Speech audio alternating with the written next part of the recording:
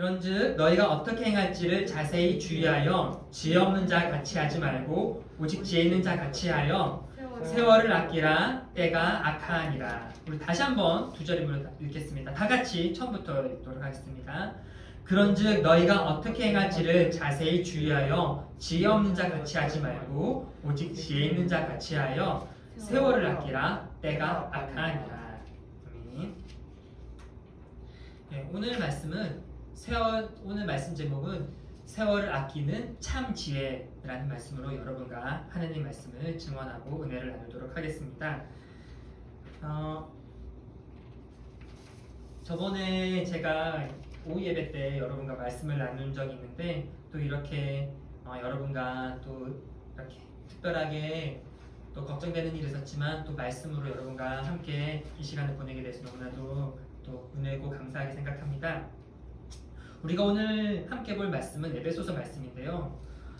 이 말씀은 여러분 한 번쯤은 교회를 다니셨으면 한 번쯤은 다 들어보셨던 말씀일 겁니다. 세월을 아끼라. 때가 악하니라. 여러분이 16절의 말씀을 볼 때 어떤 생각이 드십니까? 사실 16절의 이 말씀은 굳이 성경 말씀이 아니더라도 굳이 교회를 안 다니는 사람도 이런 시간을 아끼는 거에 대한 얘기들은 얼마든지 들어볼 수 있는 말씀일 겁니다. 스승이 제자에게, 아버지가 아들에게, 조력자가 친구에게 언제나 할 수 있는 말이고, 우리도 사랑하는 사람 또 누군가에게 도움이 되는 사람에게 시간에 대한 격언들은 언제나 우리가 충고하고 또한 또 하게 되는 모습 많이 볼 수 있습니다. 시간을 아껴, 시간을 최대한 잘 사용해야 해. 특히 바쁜 현대인들, 효율을 중시하는 현대인들에게는 이 시간을, 세월을 아껴야 한다는 것은 말하지 않아도 가장 중요시 여기는 부분일 것입니다. 이를 반증하듯 시중의 서점에서도 수많은 자기계발서들이 있는데 항상 가장 베스트셀링 위치에 놓이는 책들이 이 주제가 시간에 대한 주제의 책들이 가장 많이 팔리고 있는 것을 보게 됩니다. 이것이 우리가 시간을 얼마나 중요시 여기냐, 굳이 교회가 아니더라도 세상 모두가 중요시 여긴다는 반증이기도 하겠죠. 그래서 너무나 흔한 세상에 이런 격언도 있습니다. 시간은 금이다. 그런데 말이죠. 그 자기계발서에서 가르치는 대로라면 그렇게 세상에서 말하는 시간을 활용하고 아끼는 그런 논리대로라면 성경에 등장하는 많은 이야기들은 이런 시간을 아끼는 것과 거리가 많이 먼 경우를 보게 됩니다. 아니 오히려 어리석어 보이고 비효율적이며 세상이 볼 때는 바보 같은 모습도 성경에는 참 많이 있더라는 것이죠. 몇 가지 예를 들어 보겠습니다. 우리 구약으로 한번 가볼까요? 성경의 제일 처음 첫 책이 뭐죠? 창세기죠. 창세기에서도 이런 얘기들을 얼마든지 볼 수 있는데 우리 한번 노아를 한번 볼까요? 노아 여러분 다 아시는 유명한 노아의 방주, 너무나도 유명한 이야기죠. 노아에게 하나님께서 방주를 만들라고 명령하신 후 노아는 100년 동안 방주를 만듭니다. 물론 이 100년이라는 시간이 학자들마다 정확한 견해 차이는 있습니다. 이 시기를 어떻게 봐야 될 것이냐. 그럼에도 이것을 어떻게 몇 년이나 자세히 이것들은 차지해 두고라도 이것이 수작업으로 그 당시에 그 기술로 수작업으로 오직 나무와 역청을 가지고 그 어마어마한 크기의 배를 한 가족이 짓는다는 것은 분명 어마어마한 시간이 들을 것은 분명한 사실입니다. 그런 노아를 보며 당시 사람들은 무슨 생각을 했을까요? 우리 이것을 잘 생각해 보아야 됩니다. 여러분 옆에서, 우리 옆에서 세상에서 가장 높은 산도 모두 잠길 정도로 홍수가 곧 온다면서 곧 온다고 말을 하는데 수십 년 세월 동안 목공일을 하는 그런 사람이 있다고 생각해 봅시다. 얼마나 어리석어 보이겠습니까? 그것도 그 배를 쓸 데도 없는 산에다가, 바닷가도 아니고 산에다가 배를 건조하는 그 노아를 보면서 우리 옆에도 이런 사람이 있다면은 우리는 그 사람을 보고 뭐라고 하겠습니까? 그 당시 사람들은 이런 노아를 보면서 무슨 생각을 했을까요? 정말 어리석다. 아니 어떻게 저렇게 할지도 없는 일을 하는 사람이 있을까? 이렇게 1년, 10년, 30년 배를 짓는데 정작 비는 오질 않아요. 이것이 과연 효율적이라고 할 수 있을까요? 그러면 하나님 앞에서 여쭤봐도 좋습니다. 하나님께서 그런 방주 만드실 능력이 하나님께서 없으실까요? 근데 굳이 왜 하나님은 그렇게 비효율적이실까요? 그런 노아의 삶은 또 그렇고 하나님도 그렇고 참 비효율적이라고 말하지 아니할 수 없습니다. 그런 노아의 삶이 우리는 믿음의 노아라면서 치켜 세웠지만 당시로 돌아간다 보면은 그 개인의 삶을 보면은 참으로 고루한 삶이지 않았을까요? 또 다른 예를 신약에서도 찾아봅시다. 우리 멀리 갈 것도 없이 제가 너무 많은 예가 있어서 몇 개를 찾아 나왔는데 다 들 필요는 없을 것 같고요. 바로 우리 신약의 예수님 한번 보도록 하겠습니다. 멀리 볼 것도 없죠. 하나님께서 예수님을 이 땅에 보내실 때에 아기 예수님으로 보내셨죠. 그리고 30년을 부모님 밑에서 살다가 30살이 되어서야 예수님께서는 공생애를 시작하십니다. 그리고 나서 예수님께서는 본격적으로 자기 사역을 시작하시는데 이렇게 생각해 볼 수 있지 않을까요? 왜 굳이 하나님은 예수님을 그 연약하고 연약한 헤롯에게 죽을 뻔도 해가지고 이집트로 도망갔다가 다시 오잖아요. 그렇게 위협 속에서 있는 그런 아기가 아니라 30살 성인으로 하나님께서는 예수님을 보내실 수도 있는데 그러실 수 있는 하나님입니다. 아멘. 아멘. 네, 능력의 하나님은 그러실 수 있으시죠. 근데 그런 예수님을 굳이 30살의 청년으로 보내신 것이 아니라 능력도 연약한 그런 아기 예수님으로 이 땅에 보내셨습니다. 좋습니다. 여기까지 뭐 좋다고 봅시다. 이 부분은 또 밀어두고 그럼 예수님께서 공생애의 시간을 보내는 3년을 봅시다. 그 예수님께서는 3년 동안 어떻게 하시냐면은 바로 12제자를 두시고 사역을 하시죠. 3년 동안.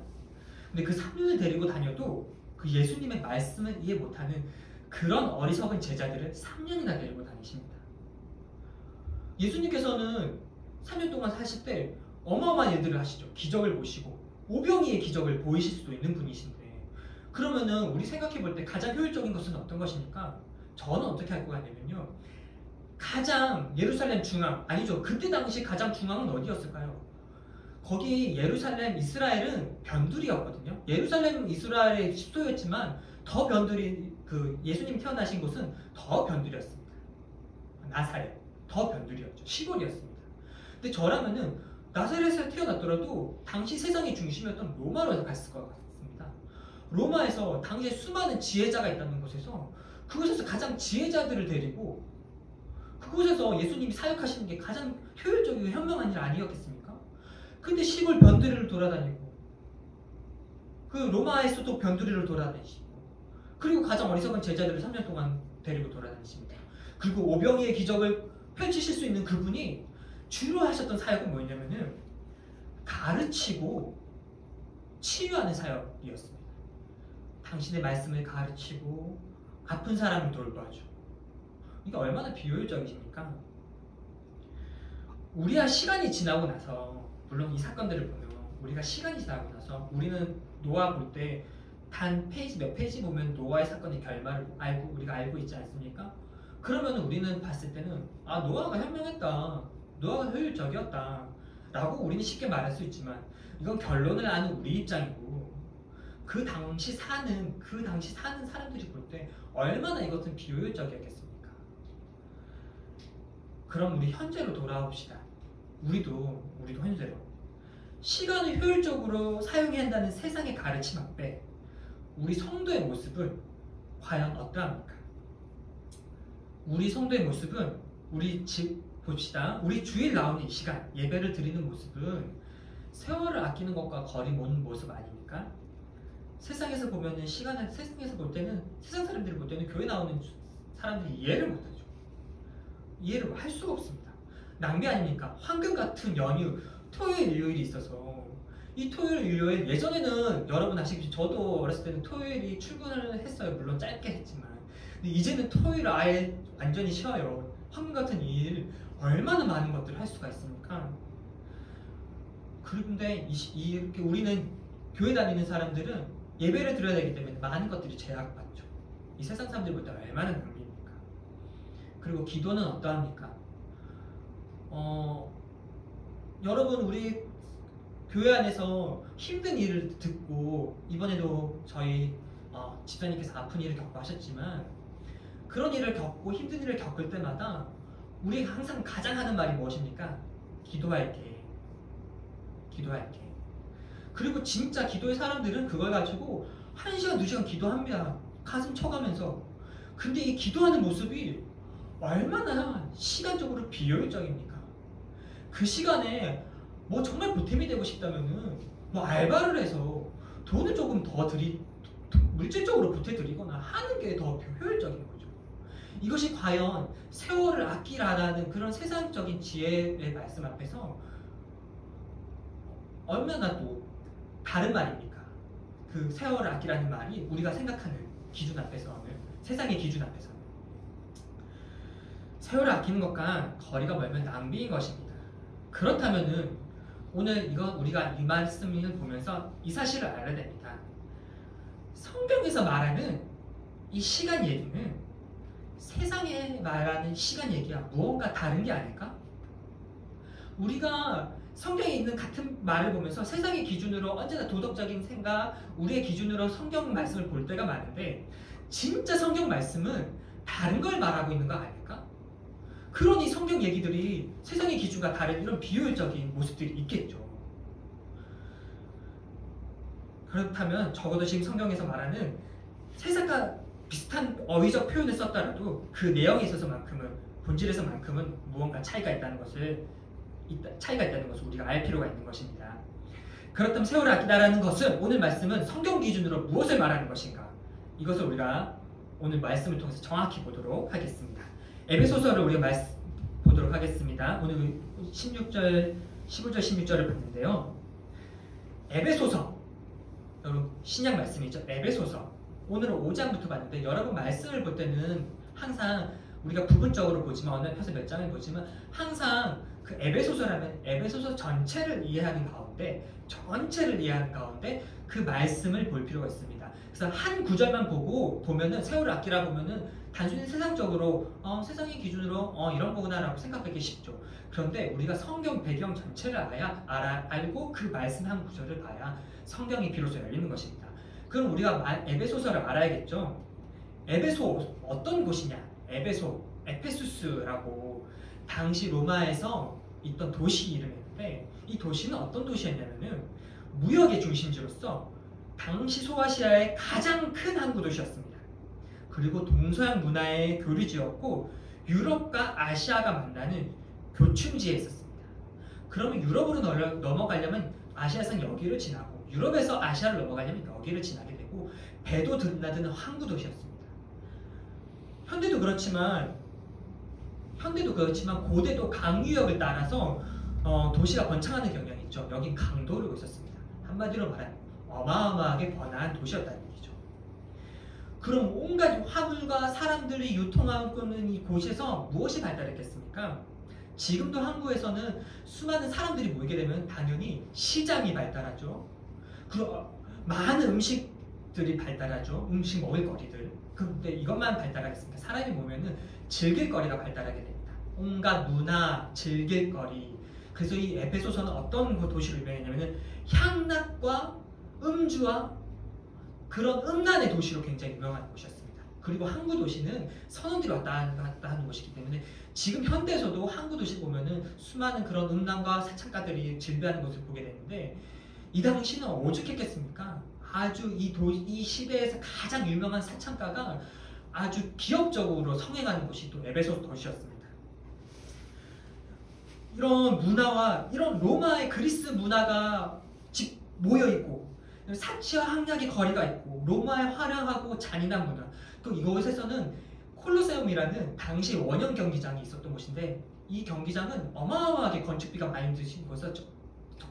많이 드는 건물이라서 정말 큰 도시에만 있었던 곳인데 이것이 이 콜로세움이 있었던 도시입니다. 여기에서 사람들이 그 향락의 문화를 즐기면서 검투사들이 서로 죽이고 살을 베고 하는 것들을 보면서 또 사람들의 그 노예들을 사자밥에 던지는 것들을 보면서 환호하고 했던 그런 문화들이 있던 곳입니다. 그리고 또 유명한 곳이 뭐가 있었냐면 우상 숭배가 아주 꽃피운 도시였습니다. 이곳은 특별히 달의 여사제인 다이아나 신전이 있었는데요.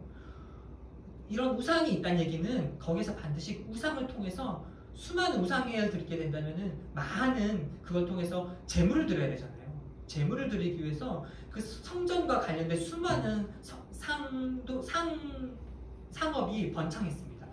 고기를 바치고 거기에서 또 우상 기념품을 팔고 이런 것들이죠. 특별히 이곳에는 성창이라고 해서 그때 당시 우상 숭배는 다 어땠냐면은 이런 문화들이 다 우상들에게 있었어요. 뭐냐면은 성적인 합의를 통해서 하나님 앞에 신의 합의로 나아갈 수 있다.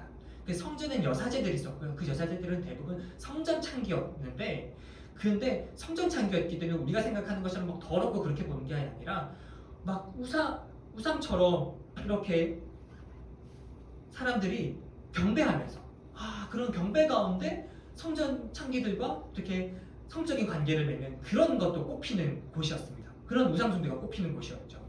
그럼 이 얘기를 뭘 하냐 얘기면은, 이 얘기는 간단하게 뭘 하냐 얘기냐면은 죄의식이 없었다는 얘기예요. 아니 신들이 앞에서 그런 일들을 하는데 모두 용납하는데 죄의식이 있었겠습니까? 많은 사람들이 검투사들을 죽이면서 얼마나 잔인한 일들입니까? 근데 뭐하는 사람들이 그런 것들을 환호하면서 그것들을 즐기는데 그것을 보면서 죄의식이 있었겠습니까? 노예들을 가축처럼 여기는데 모든 사람들이 그렇게 하고 있는데 거기에 대해 죄의식이 있었겠습니까? 이 에베소서의 문화의 핵심은 뭐냐면은 이런 온갖 엄난하고 비도덕적인 것들이 난무하는데 중요한 것은 죄의식이 없었다는 얘기입니다. 이런 문화를 가진 곳이 에베소 도시였습니다. 여러분, 이 에베소 도시를 보면서 여러분께 정말 말씀드리고 싶은 건 뭐냐면 하느님이 가장 가증스러워하는 것이 무엇이냐. 오늘 우리가 들어갈 때도 오늘 예배할 때도 우리의 모습을 회개하면서 나아갑시다 이렇게 했는데, 하느님께서 가장 가증스럽게 여기는 것은 뭐냐면요, 하느님 보실 때 너무나도 죄악인데 그것이 지독한 죄임인데 그것이 죄인 줄 모르는 것, 그것 앞에 떳떳한 것, 그것 앞에 당당한 것, 이것이 하나님 보실 때 가장 가증스러운 모습입니다. 그것이 꽃피는 도시가, 그 가증스러움이 꽃피는 도시가 에베소 도시였습니다. 이런 에베소 교회, 이런 에베소 도시에 교회가 세워졌습니다. 이 얼마나 은혜입니까? 사도 바울이 2차 전도 여행을 갔을 때에 사도 바울은, 그 복음의 사도 바울은 하나님을 알게 되고 그 복음으로 전 유럽을, 전 세계를 뒤집어 엎겠다라는 그 소명을 의식해가지고 전도를 했던 그런 위대한 사람 아닙니까? 그래서 전도여행을 가는데 우연히 에베소 교회 도시를 지나다가 그곳에서 여러 사건이, 이 사건 다 말하기 너무 길지만 나중에 여러분 에베소와 사도행전을 보면 이런 사실들이 다 나와 있습니다. 어쨌든 교회가 세워집니다. 그리고 너무나도 애틋했던 교회였기 때문에 3차 전도여행은 그 교회를 다시 들여서 친히 2년, 약 3년 동안 친히 목회했던 교회이기도 합니다. 사도 바울은 계속 복음을 전했기 때문에 교회를 세워두면은 제자들을 세우고 성도들을 세우고, 그리고 교회한테 그 성도들에게 교회를 맡기고, 그리고 다시 전도여행을 떠났던 사람인데 특별히 에베소 교회는 2년 3년 동안 목회를 했던 것이죠. 이런 교회가, 이런 배경을 알고 오늘 우리 말씀을 볼 필요가 있습니다. 이곳에서, 이런 도시에서 교회가 세워졌는데 이곳에서 성도들이 신앙생활을 한다는 것은 과연 어떤 모습일까요? 하는 사도 바울이 어떤 것을 이 성도들에게 가르쳤을까요? 콜로세움 가서 즐기고 오셔도 됩니다. 그리고 와서 여기서 예배 열심히 드립시다. 이렇게 가르쳤을까요? 여러분 노예들 가축처럼 여기고 됩니다. 그러다가 뭐 예배 열심히 드리면 되죠. 이렇게 가르쳤을까요? 아니죠. 당시 그 음란과 향락이 꽃피운 그 에베소 도시와 정면으로 반박되는 가르침을 가르쳤지 않았겠습니까? 그리고 우상숭배하지 말라고, 우상숭배로 모든 상업회계가 통용되고 있는 사회에서 우상숭배가 나쁘다고 가르치지 않았겠습니까? 그럼 그들이 거기서 그런 것들을 철저하게 배격하는 삶을 살지 않았겠습니까? 그럼 그런 삶을 사는 당시 에베소 교인들은 그 당시 그 에베소 도시 사람들이 볼 때 얼마나 어리석어 보였겠습니까? 이게 죄라고 생각하지도 못하는데 거기서 즐길 거 못 즐기고 뭐 누릴 거 못 누리고 사는 모습이 얼마나 비효율적으로 보였겠습니까? 시간 낭비처럼. 그리고 그런데 사도 바울이 그런 가르침을 하고 그런 어리석어 보이는데 이제 사도 바울이 떠났어요. 그래서 열심히 교회 생활을 해요. 근데 세상 사람들 다 그것이 죄의식인지 모르고 다 그렇게 삽니다. 거기서 신앙생활 하면은 여러분 이런 도전이 안 되겠습니까? 나 굳이 이렇게까지 해야 될까? 굳이 주일 성수 내가 드려야 돼? 내가 노예 이번에 사서 나 노예 살 돈도 있는데 노예 사가지고 하면은 집안이 얼마나 편해. 근데 노예도 주님 앞에서 자유민이고 친구라네? 이거 어떻게 해야 되지? 이런 수많은 갈등, 그리고 즐기면서 아무렇지도 않게 세상 것들을 다 즐기는 사람들 보면서 흔들림이 오지 않겠습니까? 그리고 실제로 에베소 교회는 이 흔들림에 많이 도전받고 넘어지기도 했던 교회입니다. 그런 교회에게 도전을 받고 또 넘어져서 많은 문제를 일으키고 있다는 소식을 어느 날 사도 바울이 교회를 떠나서 몇 년을 또 전도여행을 하다가 교회 소식이 궁금하니까 계속 편지를 통하면서 여러 들었겠죠. 또 소식을 이래저래 들었겠죠. 근데 교회가 이렇다 저렇다는 얘기가 들릴 거 아닙니까? 근데 어느 날 에베소 교회가 들렸는데 이런 소식이 들린 겁니다. 교회가 많은 도전을 받고 있어요. 성도들이 너무 흔들려해요. 성도들이 너무 힘들어해요. 뭘로 힘들었을까요?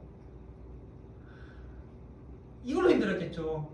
나 신앙생활 이렇게까지 해야 돼? 사실 우리만 보면 힘든 신앙생활이 아닌데 세상 사람들을 볼 때 그렇게 사는 사람들을 보니까 거기서 비교적으로 마음이 막 힘들어지는 그런 모습이지 그런 모습 때문에 힘든 거죠. 그리고 덜어는 배교하기도 하고 덜어 넘어가기도 했겠죠.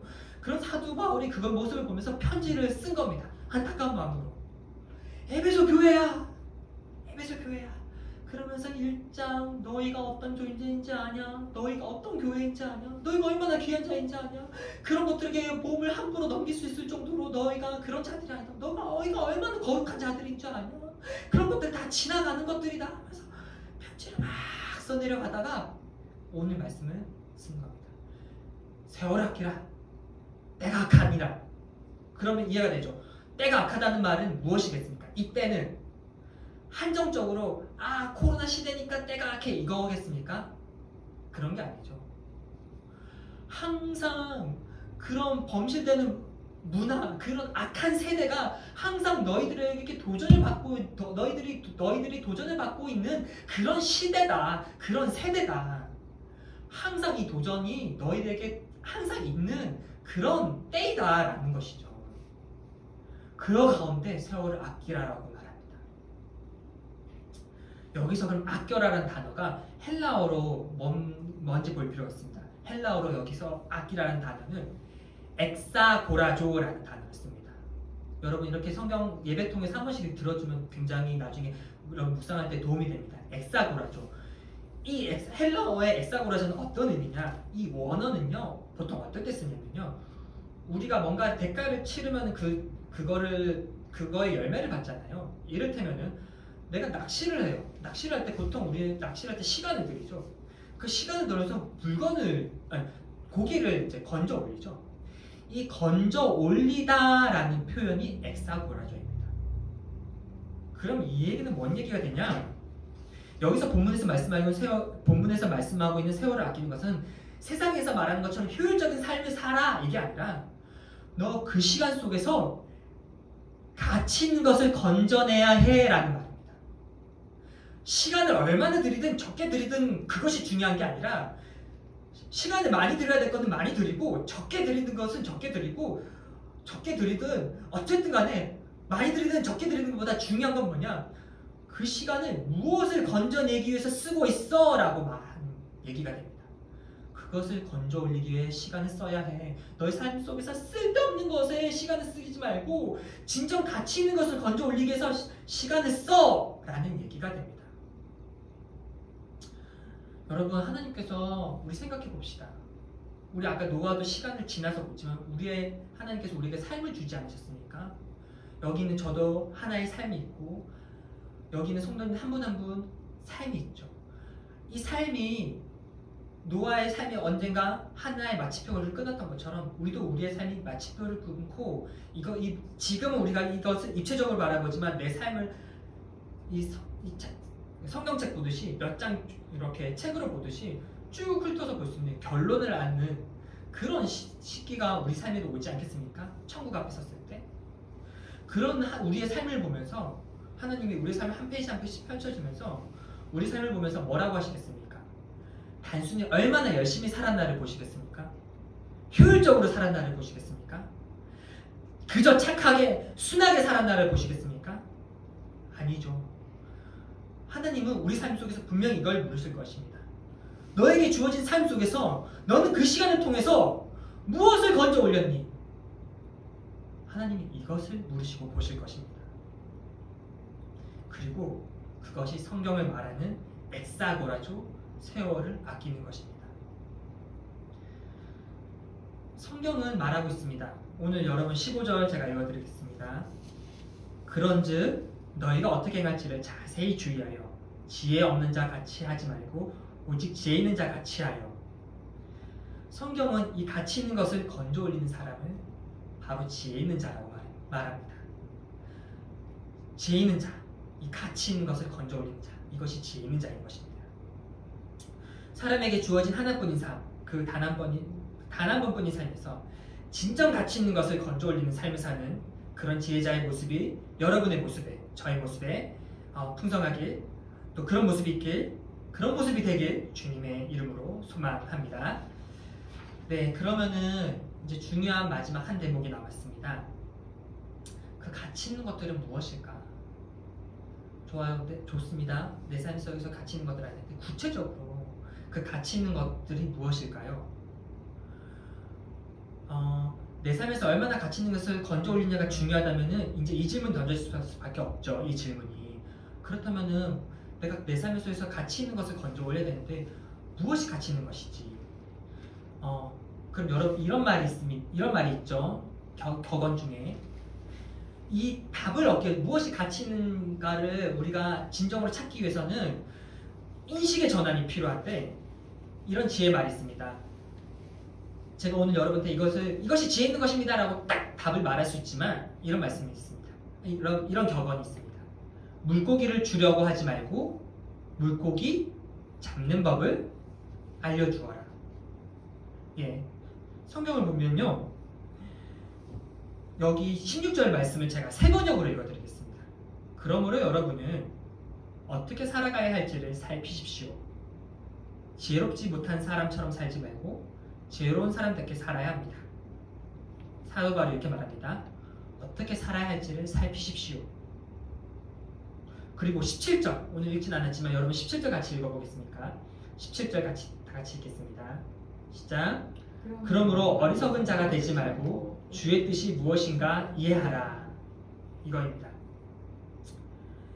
살피는데 오늘 어떻게 살아야 할지를 이제 살피는데 그 내가 어떻게 살아야 할지를 살피는데 특별히 뭐를 살펴야 하냐면은 내 삶도 살피는 가운데 주의 뜻을 무엇인지 살피라는 것입니다. 이해하죠? 자, 에베소 교회로 돌아가 봅시다. 세상 사람들은 다 노예를 사고 팔고 해요. 그런데 나는 여기서 어떻게 살아야 하죠? 여러분, 여기서 세상 사람들은 다양한 답변을 줄 수 있겠죠. 근데 특별히 이걸 가지고 어디를 갖고 가야 되겠습니까? 하나님 뜻이 무엇인지를 갖고 나가야겠죠. 여러분, 생각보다 많은 사람들이, 정말 많은 성도들이 주님을 믿는다고 하지만 이 작업이 안 돼 있습니다. 코로나 시대 어떻게 해야 되죠? 또 여러 가지, 내가 회사에서는 어떻게 해야 되죠? 이 상황에서는 어떻게 해야 되죠? 세상에 이런 문화들이 넘실대는 가운데 이것을 죄악으로 여기지 않은데 적당히 살아도 괜찮지 않나요? 이 문화는 어떻게 하죠? 이걸 가지고 세상의 지혜는 구하는데 이걸 가지고 주님의 뜻은 무엇입니까? 라고 묻는 모습은 진정 많이 없는 것 같습니다. 우리 여러분 한 주간 삶을 가슴에 얹고 손을 돌아봅시다. 부부싸움을 하더라도 우리 혹은 자녀를 키우더라도 또 혹은 가사를 돌보더라도 이걸 보면서 어떻게 살아야 되지? 이런 세상의 지혜는 많은데 이 가운데 주님은 나에게 오늘 뭐라고 말씀하시지? 묻는 자세는 정말 우리에게 있습니까? 생각보다 많이 묻지 않습니다. 이것이 세월을 아끼는 것이 아닌 자세인 것입니다. 그 안에서 정말 가치 있는 것을 건져 올리면은 주님의 뜻을 살펴야 되는데 우리가 주님의 뜻을 살피지 못하는 것이죠. 그러니 세월을 아끼지 못하는 것이죠. 가치 있는 것을 건져내지 못하는 것이죠. 네. 오늘 말미에 기도하면서 가치 있는 것이 무엇인지 대표적인 것들 두 가지를 말씀드리려고 합니다만, 근데 그것을 아무리 말한들 여러분 그것을 제가 말하면 그거 하고 다 아는 얘기입니다. 그러나 중요한 것은 그것을 추구하고 그 가치를 쫓고 그것을 평소에 삶 속에서 묻는 자세가 우리에게 있냐는 것이 더 중요할 것입니다. 여러분 신앙생활은요, 여기 전도사인 저도 목사님인 저도 여러분 특히나 이 현대시대에 여러분 얼마나 다 각자의 생각과 각자의 삶의 방침과 이런 것들이 각자 다 우리 안에 있는 시대 아닙니까? 또 개인주의도 만연하고 예전처럼 권위자인 누군가가 이래야 됩니다 라고 우리가 설득되는 우리가 아니죠. 각자의 삶의 모습이 있죠. 그래서 신앙생활은 저는 많이 느낍니다. 우리가 아무리 뭐라 해도 함부로 터치하거나 뭐라 할 수 있는 것이 아닙니다. 그것은 우리가 스스로가 진정 자신을 돌아볼 때 그때 깨달고 고칠 수 있는 것입니다. 여러분 예배생활 중요하시다는 거 알고 계십니다. 여러분들은 여기 계신 분들이 예배생활 중요하시다니까 수많은 사람들이 세상을 쫓아갈 때 어리석어 보인다고 해도 여기 이 예배를 지키신 분들 아니십니까? 이 예배를 지키는 여러분들, 이것이 여러분이 소중해서 지켜놓고 나온 거 아닙니까? 여기에서 여러분 가치 있는 것을 발견했기 때문에 여기 나오신 거 아닙니까? 그런 예배생활, 기도생활, 말씀생활, 거룩의 생활, 이런 신앙생활들은 누가 뭐라 할 수 있는 것이 아니라 우리 안에 잡혀져야 되는데, 말씀드리겠습니다. 아까 물고기 잡는 법이라고 했죠. 저도 전도사인 저도 그냥 세상 속에서 살다 보면요 주님의 뜻 안 먹고 살 때가 많아요. 근데 제가 언제 주님의 뜻을 묻게 되냐면요, 큐티할 때, 기도할 때, 이렇게 예배 나올 때, 사랑하는 성도님들 뵐 때, 말씀 볼 때, 그런 거룩의 삶으로 발버둥 칠 때, 그때 주님의 뜻이 보이는 겁니다. 예전에 신앙의 초기에는 이렇게 단순하게 이렇게 생각했어요. 천국 가고 싶어서 이제 예수님을 믿었으니까 그래도 교회생활 열심히 해야 되고 천국은 가야 될 것 같고, 그러니까 교회 예배 안 나오면은 지옥 갈 것 같고, 그러니까 예배 열심히 나와야지. 저는 이렇게 신앙생활 했던 적이 있었거든요. 그리고 기도와 큐티도 하라고 하니까, 혹은 또 율법적으로 그걸 안 하면은 큰일 날 것 같으니까, 내가 하나님 앞에 죄 짓는 것 같으니까 그렇게 했는데, 제가 언제 이 모든 믿음의 신앙생활이 중요하다는 걸 알게 됐냐면요, 제가 그 생활들을 하면서 진정 가치 있는 하나님의 뜻이 무엇인지 그 생활을 해야 발견하게 돼요. 그것이 발견되어지니까 제가 그것을 추구할 수 있게 되었기 때문이죠. 그래서 여러분, 신앙생활이 왜 중요해야 되냐, 왜 해야 되냐, 예배생활 왜 해야 되냐, 우리 말씀 왜 봐야 되냐, 그걸 해야 주님의 뜻이 보이기 때문입니다. 그것이 보여야 세상의 수많은 그런 문화를 우리가 거부하고 거역하고 우리가 진정 하나님의 뜻이 무엇인지를 묻고 우리가 그 삶을 살아갈 수 있기 때문입니다. 진정 가치 있는 것이 무엇인지 그것을 통해서 우리가 알 수 있기 때문입니다. 그래서 우리가 신앙생활을, 믿음생활을 해나가야 될, 교회생활을 해나갈 이유가 여기에 있습니다. 지금 같은 세태 속에서 많은 어려움과, 여러분 얼마나 또 어려우십니까? 또 얼마나 많은 것들이 또 우리를 세상 문화가 우리 가운데 넘실대니까, 그런 가운데 신앙의 바른 모습을, 주님의 뜻을 발견하고 지켜나가는 저와 여러분이 되길 간절히 소망합니다. 이제 말씀을 마무리하며 이제 기도하였으면 좋겠습니다. 보통 목사님께서는 이제 이렇게 말씀 마무리하고 바로 이제 기도하시고 들한테 여러분과 다 같이 기도 잠깐 하고 헌금 드렸으면 좋겠는데요.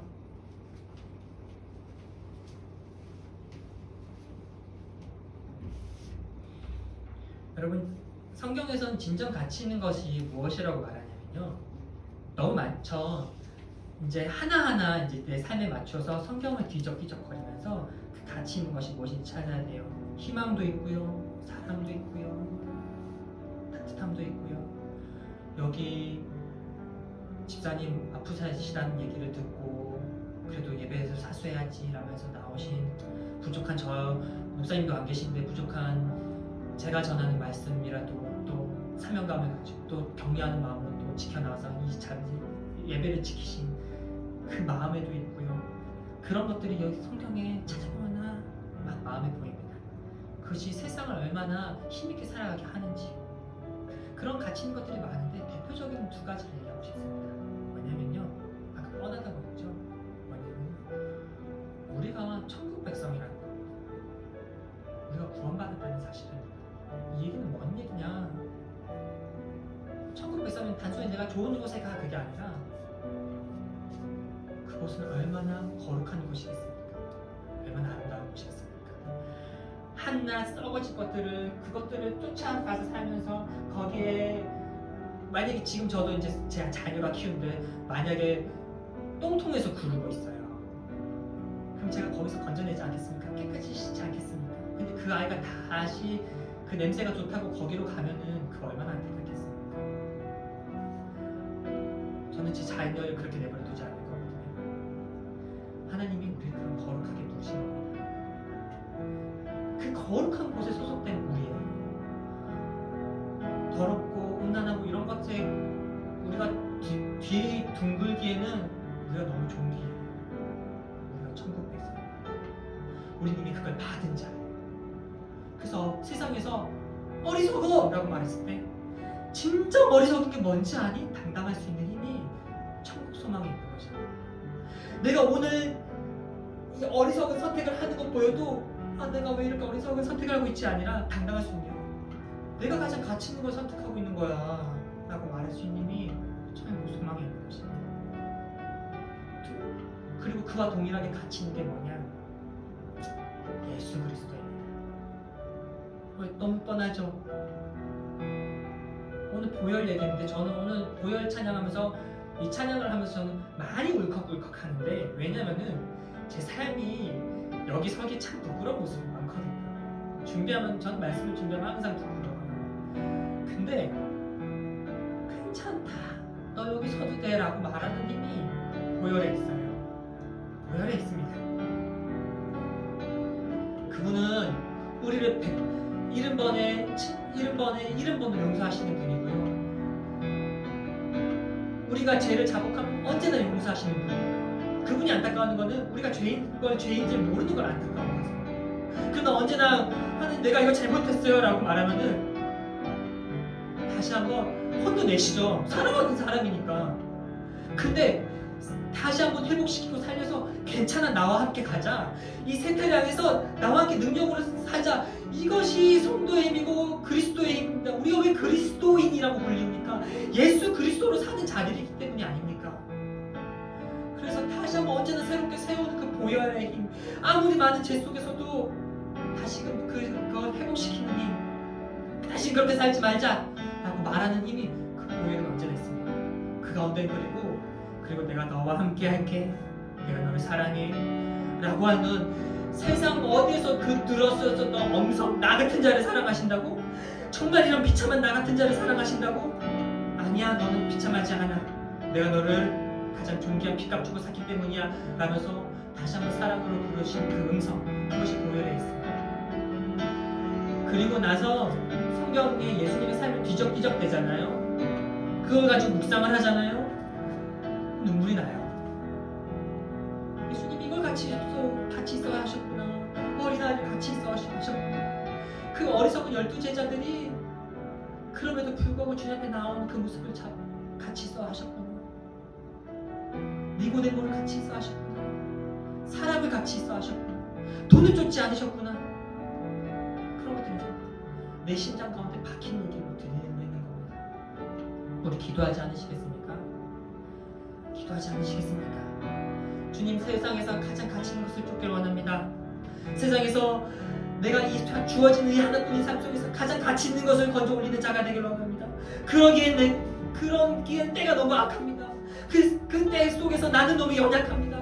주님, 그러나 내가 살피겠습니다. 내가 살피겠습니다. 당신의 뜻을 살피겠습니다. 나에게 힘을 주십시오. 나에게 다짐을 주십시오. 성령의 능력을 부어주십시오. 나로 하여금 또 오늘 다시 한번 깨우치고 다시 한번 능력으로 서는 우리가 되게 하여 주십시오. 우리 같이 기도할 때 성령님께서 여러분 삶 가운데 찾아가시고 우리 마음 가운데 찾아오셔서 우리를 깨우칠 것입니다. 우리 마음 가운데 그 촉촉한 음성을 들려주실 것입니다. 우리 다 같이 기도할 때 주님께서 우리 가운데 찾아오심을 믿고 우리 다 같이 기도하시도록 하겠습니다. 주님, 우리 삶 가운데 찾아와 주시옵소서. 성령님, 우리께서 성령을 구할 때 당신께서 말한 모든 것을 깨우치게 하시며 또 알려주신다고 말씀하셨습니다. 한 주간의 삶 속에서 아버지, 우리는 당신의 뜻을 굽는 그 시간 너무나도 부족하고 그 앞에서 너무나도 넘어질 때가 많은 우리입니다. 그러나 주님, 우리가 그것이 먼저 죄가 죄인 줄 깨닫게 하여 주시옵소서. 그것을 가지고 아버지, 심장을 찢고 옷을 찢게 하여 주시옵소서. 마음을 찢게 하여 주시옵소서. 마음에 찔림이 있게 하여 주시옵소서. 아버지, 아무리 세상이 말해도 그 마음의 찔림이 아버지 우리가 가지고 갈 수 있는 것이 아닙니다. 어떤 도덕 선생이 말한다고 해서 우리가 마음에 찔리는 것이 아닙니다. 어떤 세상의 수많은 지혜가 아버지 우리의 마음을 찔리게 하는 것이 아닙니다. 또한 그것이 우리를 또 지혜 있게 살게 하는 것도 아닙니다. 당신의 말씀이, 당신의 사랑이, 당신이 죽기까지 한 사랑이 우리를 짓누게 하고 우리가 무엇이 가장 중요한지를 알게 합니다. 주님, 여기 있는 우리 성도님들 이 세상 살고 행복한 교회에 나까지 나왔을 때 아버지 또 한 주간 살아갈 때 가장 힘있게 살아가고 그 삶 속에서 가장 가치 있는 것을 거쳐 올리는 삶을 살아가야 되지 않겠습니까? 주님, 우리가 싸우게 하여 주시옵소서. 말씀을 더 보게 하여 주시고 아버지, 말씀을 더 묵상하게 하여 주시옵소서. 기도 생활을 회복시켜 주시옵소서. 아버지, 기도 생활을 회복시켜 주시옵소서. 성도들을 더 우리가 사랑하는 몸된 우리를 서로를 더 돌아보게 하여 주시옵소서. 아버지, 우리가 더 나보다 남을 낮게 여기게 하여 주시옵소서. 아버지, 나만을 생각하며 내 배만 채우고 내 즐길 것과 아버지 내 만족을 채우라는 아버지 그 세상을 겸연히 떨어치면서 나는 그 가운데서도 베풀겠노라고, 나는 그 가운데서도 그 사랑을 베풀겠노라고, 내 곳간을 채우는 것이 아니라 내 곳간을 더 나누겠노라고. 아버지, 그렇게 나가는 우리가 되기를 간절히 소망합니다.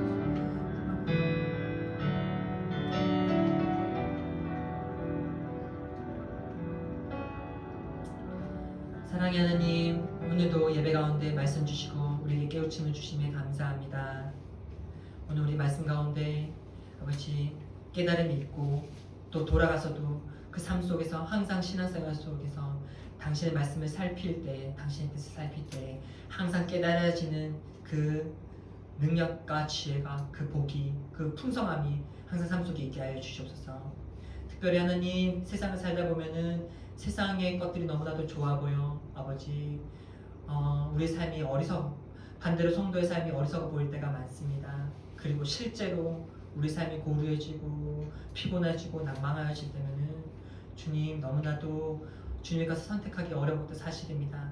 그러나 그럴 때마다 먼저 말씀으로 돌아가서 말씀으로 서게 하여 주시옵고, 또한 또 삶 속에서 그런 어려움들을 또 풍성히 해결해 줄 수 있는 당신의 아버지 공급이 또한 때와 따라 곳곳에 따라 풍성히 있게 하여 주시옵소서. 우리 아픈 성도님들 있습니다. 치유가 임하게 하여 주셨고, 또 삶 속에서 여러 어려움이 있을 줄 압니다. 주님, 그 어려움이 비상한 당신의 능력으로 또한 해결되는 시간 되게 하여 주시옵소서. 그 모든 것들을 통해서 당신을 발견하는 길 간절히 소망합니다. 오늘 예배 가운데도 이 모든 시간 인도하신 주님 감사드리며, 말씀 주신 주님 감사드리며, 살아계신 주 예수 그리스도 이름으로 기도드립니다. 아멘.